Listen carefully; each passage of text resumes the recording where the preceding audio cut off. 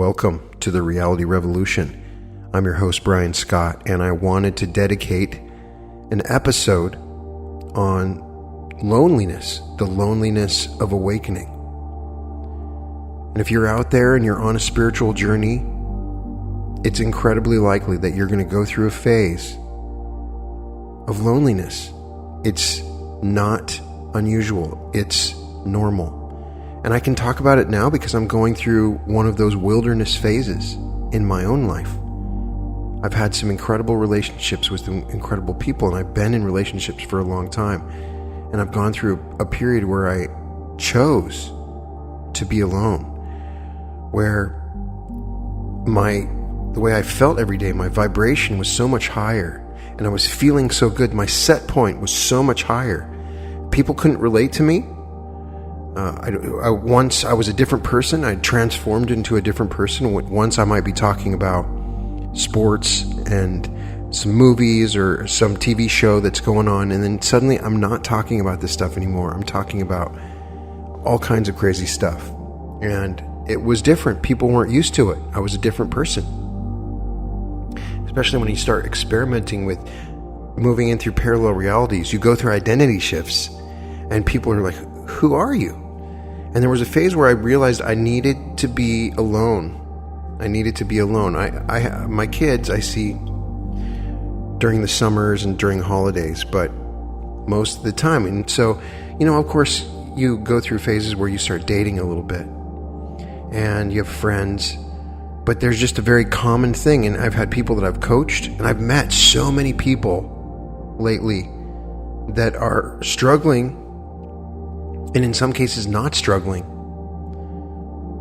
going through this phase of loneliness. On a recent episode where I interviewed Aaron Abke, who has an episode about this as well, a lot of times we reach an idea of our place in the universe, our power in the universe, and we start attracting things that we want in our lives, and we attract a relationship. And so it goes great for 6 months.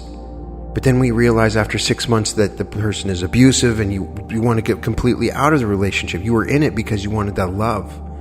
And once you connect with this love that you have inside of you, the love for everything, you connect to this, it's an almost unconditional love. It changes your understanding and the reasons that you're in a relationship. And it's harder to relate to certain people in certain situations.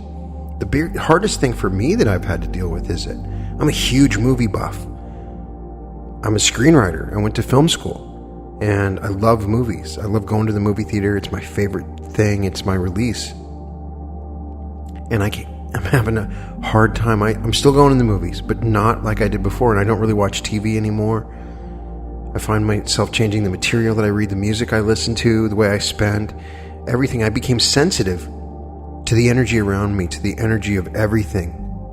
I became sensitive, and I was also being decisive in choosing where I placed my awareness in this process. Some people didn't understand. I know people have different experience. I didn't feel like going to the club and dancing. It wasn't my thing. At that phase that I was at, you become a little bit introverted. And this is not unusual. This is not crazy. It isn't. I've talked about on this podcast, there's a real feeling that we're going through some kind of reality revolution. We're going through some kind of awakening. Not just me, but the whole planet. And a lot of people are going through this. A lot of people are having these kind of experiences. And if you're out there, I want you to know that I feel you, that it's going to be okay. I'm going to help you through this because I've been there, and I'm going through it. I've been through it before. And now that I've been through it once before, I'm excited. I'm excited about it because there's a freedom that you get that is beyond anything that you can imagine. But you have to look at the planet itself is changing. Like it or not, our thoughts are becoming things much faster than they did before. And our connection to the divine is much closer. Our densities are changing. If you watch or listen to the episode on the Law of One, where they're discussing that we're moving to a higher density. And Dolores Cannon has a quote where she's talking about this. Dolores Cannon is super fascinating. We'll definitely do an episode about her in the near future. She did the quantum hypnosis healing technique. People would come in and she would have this really good hypnosis technique, and she would began searching just through people's past lives. But as a part of doing that, and a part of creating different hypnotic techniques where you can access past lives, she started having different entities that would come in and communicate to her through these different hypnosis sessions. And she started to get commonalities, different beings, different people that had higher selves that spoke to her, that all said the same thing that was going on. That there was a density of light, and millions of these people of pure light volunteered to come back to the earth. Volunteered to raise the vibration. Some of these people it's not like they're superheroes. Just their presence in a mall can raise their vibration. And these higher density beings volunteered to come here. In the Law of One, they talk about the wanderers, the people coming from the fifth density, which is they're talking about the same thing. So maybe that's what's going on. But what I'm going through is not unusual. It's very common. I'm hearing more and more about it in the community, in the Law of Attraction community, in the spiritual community, in the reality transurfing community. And so I wanted to address it. I wanted to put myself out there and say that it's going to be okay, that I can help you through this, that everything's okay. The earth is a school that we go to and learn lessons. But it's not the only school. You've lived on other planets and in other dimensions. You have done many, many things you cannot even imagine. Many of the people that Dolores Cannon talks about having worked with after regressed lifetimes said they were light beings living in a state of bliss. They had no reason, according to Cannon, to come into Earth's density and negativity. They volunteered to come to help mankind and the Earth at this time. And Dolores Cannon had encountered what she considered to be 3 waves of new souls who are living on Earth. And they've come at this time because most of those who have been here for lifetime after lifetime have become bogged down in karma and are not advancing. They have lost sight of the purpose for being here. But to come back to what we were talking about, there is a type of loneliness that happens when you're one of these beings, when you're going through an awakening. There's a type of loneliness that transcends all others, and it is born from lack of company, and it doesn't share the joys of an inner rich world that comes with solitary introversion, nor has it anything to do with depression, but rather this kind of loneliness is a spiritual affliction. I'm not saying you have to be a part of a light being or a wave. You can just be a soul on this earth. Those beings are being sent here to awaken us. And so the point is we are awakening all of us, not just those light beings. I might not be a light being, but I might be awakened by a nearby light being. I probably have been awakened by listening to this music that you're listening to now. Maybe I'm just been here and I've been stuck without my purpose. Who knows? But the truth is, we as a planet are going through a reality revolution. The spiritual affliction of loneliness is part of it. And this loneliness brings feelings of emptiness, of having nothing, and having an extraordinary uncertainty in everything. This feeling is a rare experience that comes to a person who's seen too deep and too much. Yet it is the beginning of what I call the process of involution. These people have become aware of the unreality of their lives. They become increasingly concerned about their lives, which bring them pain, yet they still aren't sure of the source. To them, the ordinary structure of society loses its value as they realize the fictitious nature of this matrix. This same illusional matrix where they had been projecting all their hopes and desires. If what they thought was real in this life turns out to be false, then all the ambitions and aspirations they wanted to accomplish in it are lost immediately, leaving them with the question, who are we? And what are we doing here? These questions are the unconscious cause of the spiritual void. We constantly escape them with all types of distractions, with movies or books, careers or social trivialities, libidos or egotistical pursuits. recreational, religious, or patriotic fanaticism. We do anything but choosing to be alone with ourselves and having to face these questions. These questions and these feelings of unique loneliness that amount to involutionary experience have been forces behind every wise man and every prophet's pain. There's a pattern in the history which shows us that these spiritual outcasts have experienced the very same thoughts and feelings. Born into civilized societies, they reject its values of material well-being, egotism, and escapist behavior to retreat into solitude. In this solitude, they experience a spiritual awakening, returning to teach the notion of world rejection, preaching spiritual intensity above physical security. For instance, Buddha's enlightenment came while meditating on the banks of the Naranja River as a culmination of long reflection upon the human condition. Jesus, according to St. Matthew and St. Luke, spent 40 days in the wilderness, undergoing temptation by the devil before returning to proclaim his message of repentance and salvation. Muhammad, during the month of Ramadan, withdrew each year to the cave of Mount Hira, where on one such occasion he claimed the angel Gabriel appeared to him, revealing God's wishes for humanity.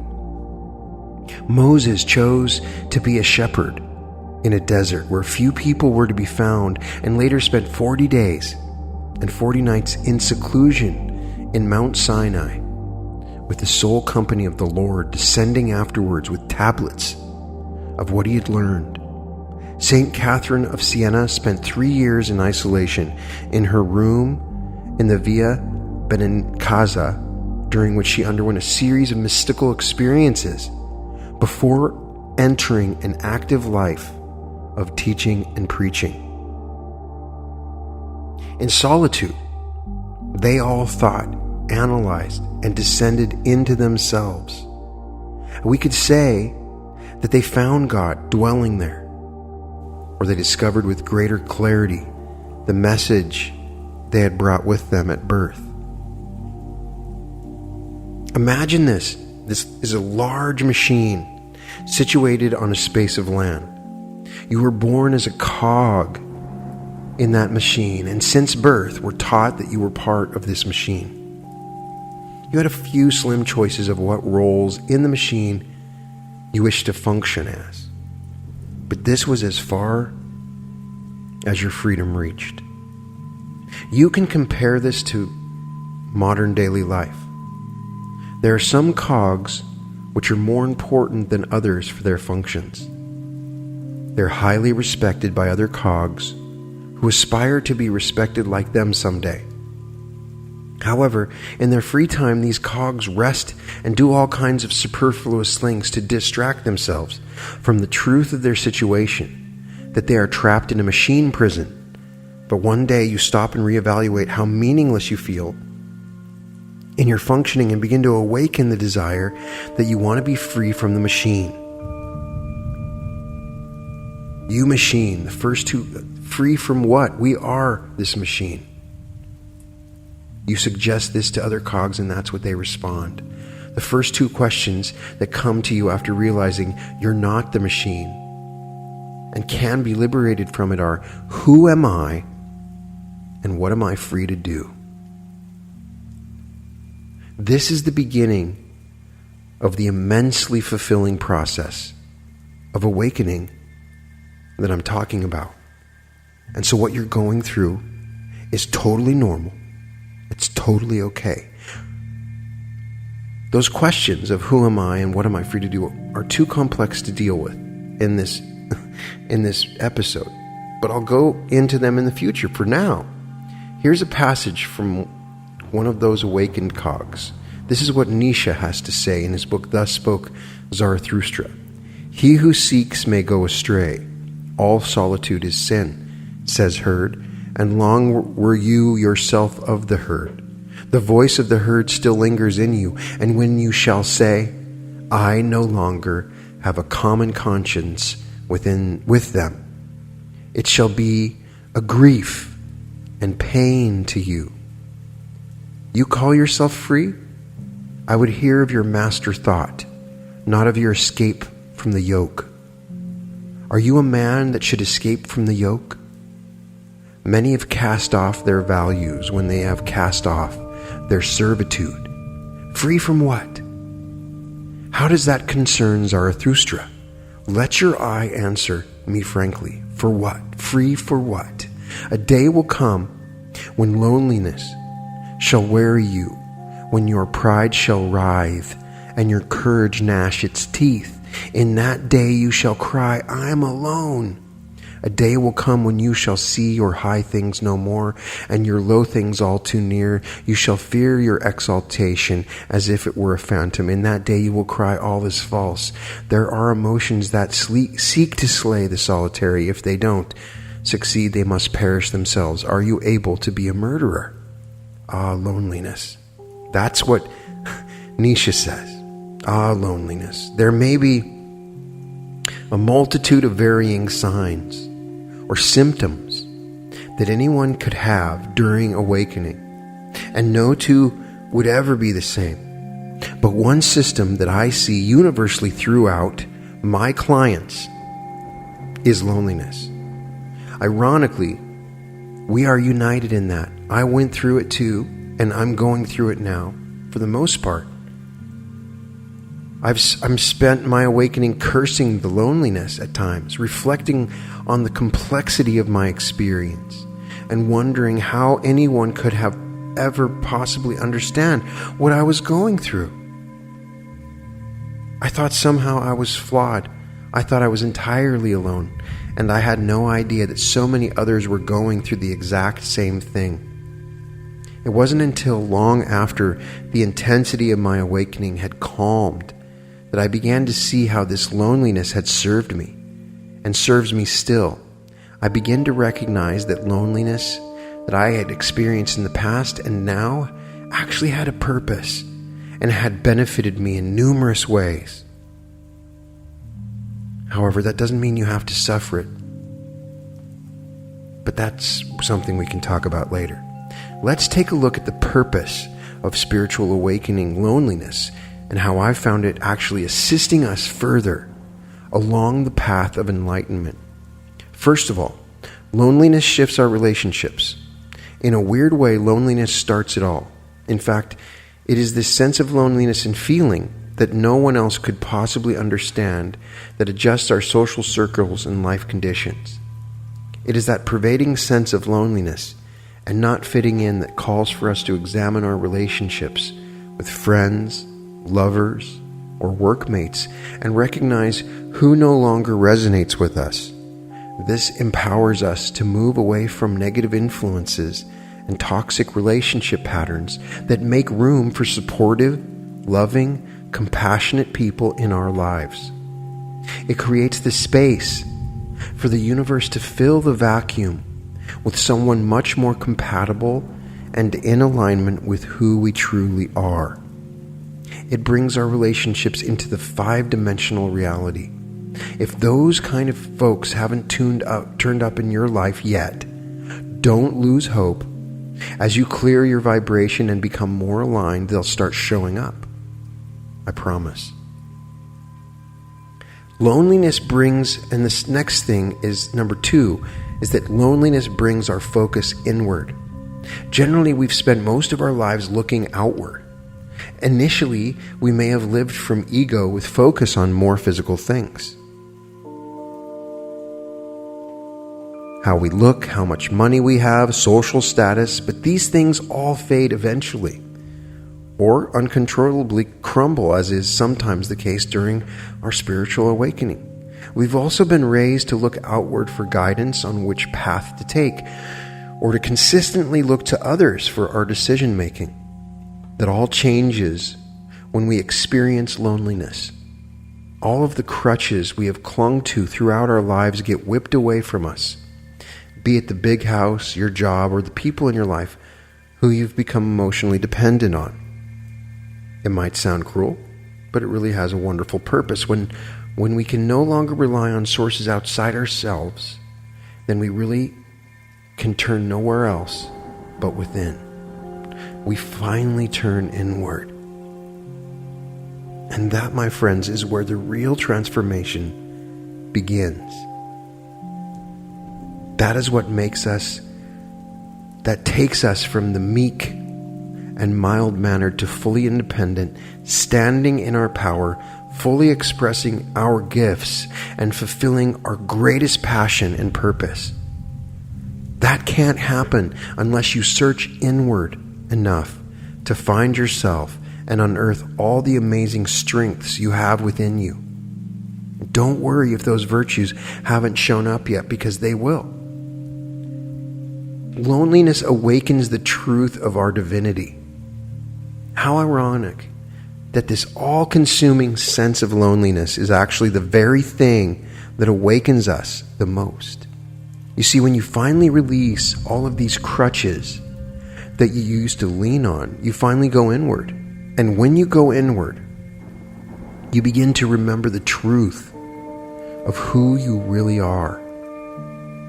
That in itself can unearth a different sense of loneliness, a loneliness of the soul. This is where we begin to realize that Earth is not our true home. We get a sense that home is somewhere else. Sometimes we get a feeling, or we may just be lucky enough to experience remembrance of where home is and who we were with.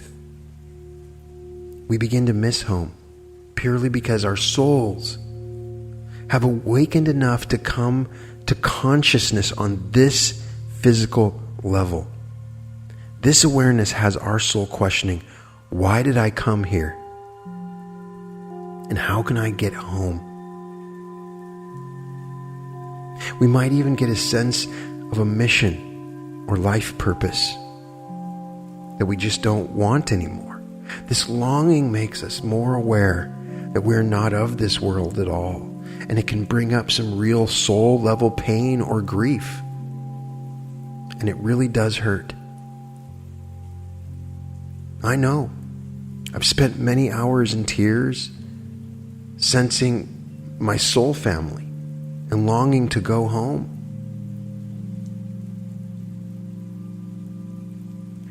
So now we know the purpose of loneliness as part of ascension. We can all see the specific ways that it benefits us and catalyzes vital changes that transform us internally.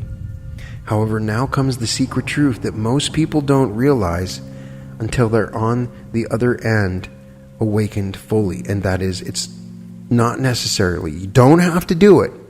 I'm not telling you that you have to go through a period of loneliness. If you didn't, then that's awesome.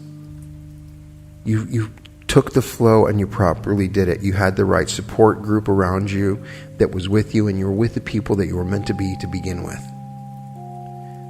It may catalyze and make things faster, but the path for you might not have been loneliness in the first place.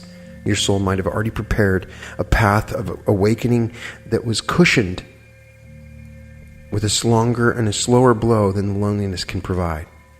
Remember when we discussed how loneliness helps us to release limiting belief systems that stop us from experiencing our true divinity? Well, the good news is that loneliness is just a perception in itself.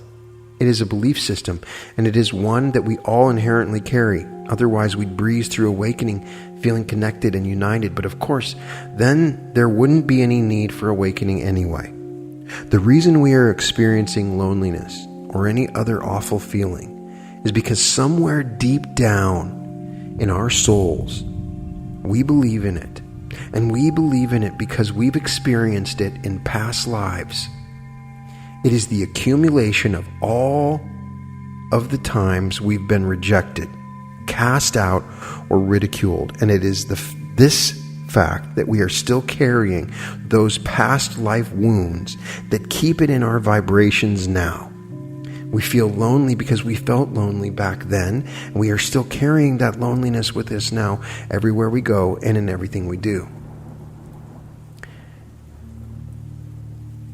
So there's a chance. Can you imagine, let's just imagine for a second what the planet would be like, a what if question. What if the whole planet instantaneously remembered all of its past incarnations in one shot? Can you imagine what would happen to this planet if 60% of this planet suddenly immediately remembered everything, their infinite soul, all the other planets, every other life, what they truly are, everything, all of it, every single thing. Somebody turned the key in the entire flood of information. What would happen to this planet? Would we embrace? Wouldn't it be better if more than 60%? Because the people that aren't going through it are going to look at the others as if they're insane. They won't understand.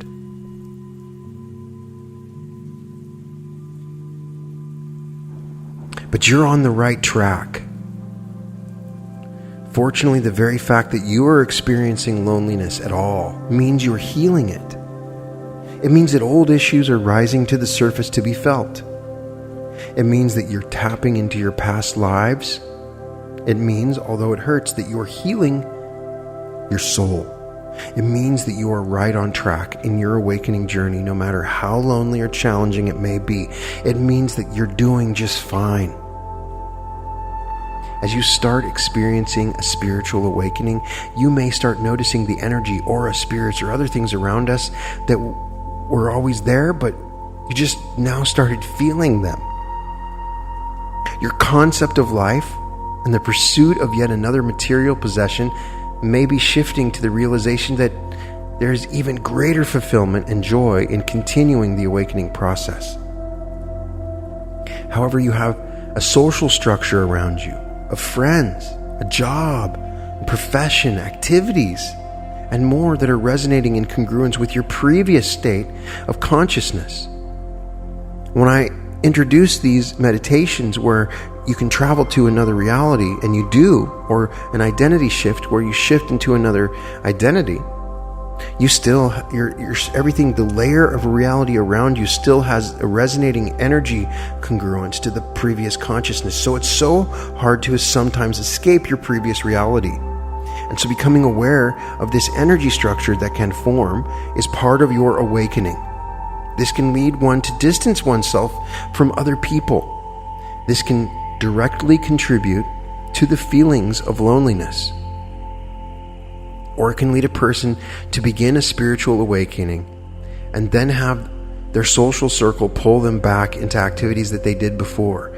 Depending on the strength of this influence, this could even stop the spiritual awakening or delay it significantly. Also, the ideal would be to be able to positively influence one's friends, family, co-workers, and other people one is in contact with to help them join the incredible movement of spiritual awakening.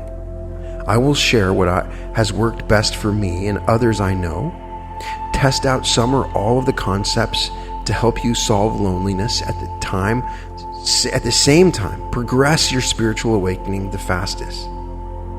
First of all, acknowledge the time to incorporate the ideas, expanding belief systems, awarenesses, and more that you are having into your psyche. I allow myself time for this daily, as it is a continual process. Your spiritual awakening is infinite. While doing so, I visualize and feel the infinite positive energy of white light all around me. This is part of everyone. It radiates feelings into me and you of everything you desire to feel: love, joy, recognition, companionship, and more. By doing so, it can reduce the feelings of loneliness or eliminate, as truly we are more and more connected with everyone on an even deeper level now. Second of all, get out Once you have integrated the maximum of what you are experiencing and brought yourself to a great state, a state of feeling more and more connected with everything positive around you, then leave the house. There is a massive spiritual awakening happening, and we can accelerate it. When you interact with other people, smile, radiate love, and help them by who you are to quicken their spiritual awakening, e.g. in appropriate ways, share the result of what you're doing, you may find that people say things like, "You have such great energy," or "I love your vibe." As you do this again, it will reduce feelings of loneliness and eliminate them. Third, incorporate into your visualizations and experiencing people who align with your deepest vibrations and desires interpersonally. I write it down when I script in the morning with a date by it. The more one visualizes these people, for example, also awakening or farther ahead in the journey, or radiating a white light of love, the faster they will appear in your life. The paradox is, at the moment you release from needing and accept this person or people in your life, and incidentally feel great, you find that they appear much faster, or even in cases, instantly. Fourth, expand your consciousness for people already in your life. Sometimes there are already people who are just waiting to be guided in their awakening. An easy way to start the conversation is by asking, have you ever thought about that there is something more than just accumulating more possessions? Which I don't think you necessarily have to focus on that. You can focus on, have you ever thought about, is there something more to this, to the world that we're in? And you can share whatever started your journey. You can also be socially appropriate, and remember that the goal is to benefit them, and your reward is in feeling their light expand too. Now, I don't necessarily agree that we need to worry about our possessions. I think that there is a split in the spiritual community. And in my awakening, I have not had it's not as important, material possessions, but I don't push them away or think of them as less. It's just there's less importance to them. I still have experiences that I want to have, and that also can involve those possessions.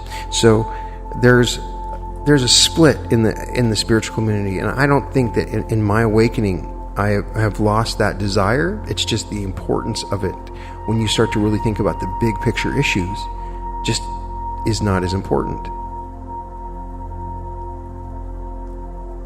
You can also place your awareness even more on the people around you and their light, and aura, and radiance, and ask yourself, who else has great energy, and how can I help? And then comment on it by saying to them what you notice.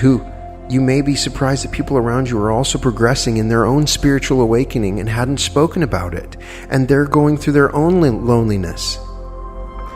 I have made the mistake on some recent meetings of different people where I talked way too much about my awakening, and I've learned that I have to keep quiet about it.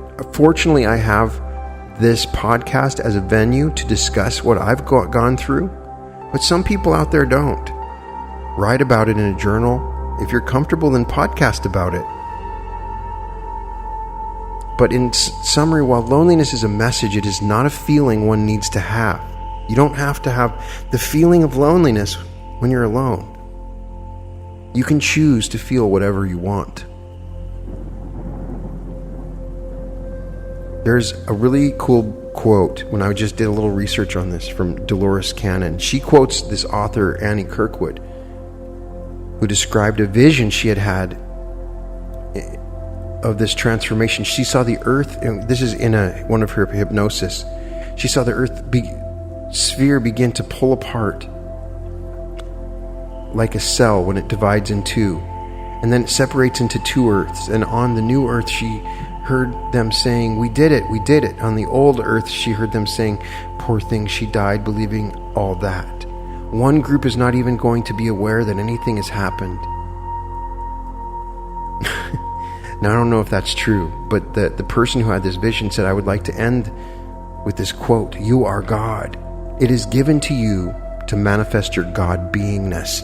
Open your God self and allow the light to enter. From within will come such light. It will manifest from the very core of your being. The world which you envision is already inside of you. You are not moving to another planet. You are breaking out of your shell. This planet, this shell is bringing forth that light. It is given to you to enter your light fully, and draw it out, and to say, I am light. Nothing in God's beingness can exist without the light. And as you allow the light to come from you, as you experience moving to this higher octave, into this greater reality where you feel such incredible bliss and happiness. I never knew that I could feel this level of joy and bliss. And it's scary. You want to share it with people. When you start to see miracles all around you, and you start to share these miracles with people, and you start to there's so many things that I could tell you about in my spiritual awakening that are so ridiculous and crazy that I, even on this podcast, need to be quiet about it. But it's fun. It's okay. And you're going to be okay. And if you're going through it, you're going through that wilderness phase, just like the Buddha, just like Jesus, just like Muhammad, just like Moses, like Saint Catherine of Siena, all of them. And there is a point on the other side when you get through this, where, as Aaron Abke said in my interview, you will experience a freedom like nothing you've ever imagined. And you're about to have that. If you're going through this, everything's going to be okay. I'm on the other side. Reach out to me if you need help. Come to my Facebook group at The Reality Revolution, and maybe I can help you. And there are people there that can help you. If you're going through it, you're part of something greater. You're part of a positive pendulum of love. And in this one, and in this reality revolution, we choose love over fear. And you can choose that. And your loneliness is okay. It's a part of the process. And on the other side is a greater love and joy than anything that you can imagine. I send you peace and thoughts of goodwill. If you need coaching, go to my website at advancedsuccessinstitute.com. For all episodes of The Reality Revolution, you can go to therealityrevolution.com. I have full transcripts of every episode. I just want you to know, if you're suffering out there, and if it's more than just loneliness, and you've given up, that I've been there before. Give yourself another day. Because when you wake up the next day and the light touches you, the information will soak in and your perspective will change. I promise you that it's going to be okay. I'm there for you. We're all there for you. And everything is going to be okay. These are times that can be scary. They can be frightening. But they can also be joyous and fun. And it's a choice on what you put your attention on, and who you spend your time with, and what you choose to love. And you can choose the greatest love and the greatest life, and you are on that path. I send blessings and peace to you, and welcome to the Reality Revolution.